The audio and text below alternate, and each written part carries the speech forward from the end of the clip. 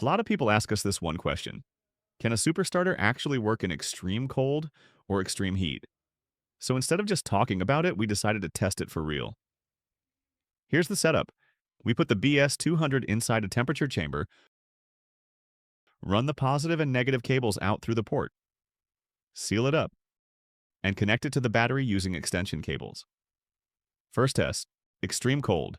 We drop the chamber all the way down to minus 40 degrees Celsius. Using the mobile app, we monitor the BS200's internal temperature in real time. Once it reaches minus 40, we simulate a vehicle start, and here's the moment of truth. Start successful. Even at minus 40, the BS200 still delivers enough discharge to start the vehicle. And once the engine is running, it quickly recharges itself for the next start. Let's push it further. We test the force start function. Still works, no problem. Next up, extreme heat. We crank the chamber up to 80 degrees Celsius and wait until the BS200 fully reaches that temperature. Same test again.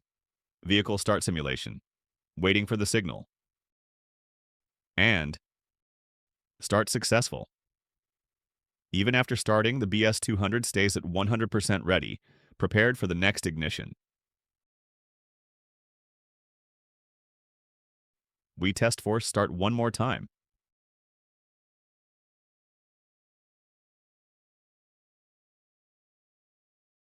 Success again.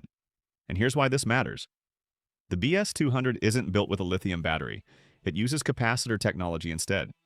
That's why extreme cold and extreme heat aren't a problem at all.